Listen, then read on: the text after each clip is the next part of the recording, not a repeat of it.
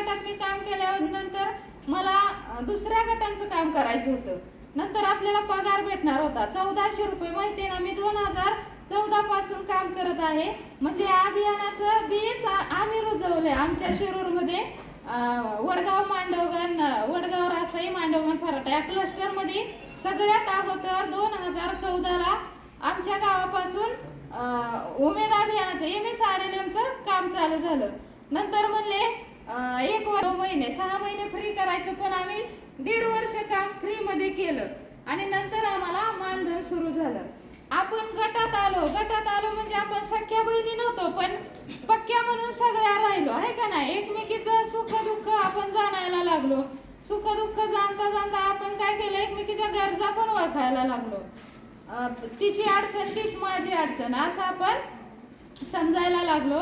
आणि आपण सख्या नातेवाईकातल्या नव्हतो, पण गटामध्ये आल्यामुळं पक्क्या बहिणी झाल्यामुळे आपण काय केलं, एकमेकांशी एक चांगलं नातं जोडलं आणि तिची अडचण ती आपली अडचण आपण म्हणायला लागलो.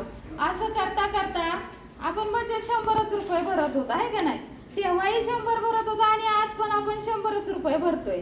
त्या 100 रुपयाचा 10 वर्षात एवढा फायदा झाला का 10 वर्षात एक महिला 1 लाख रुपये घ्यायला लागली हो. फक्त गटातूनच 1 लाख येते. तर ग्रामसंघ वेगळा, प्रभाग संघ वेगळा, बँक लिंकेज वेगळं, म्हणजे महिलेकडे पैसा आला.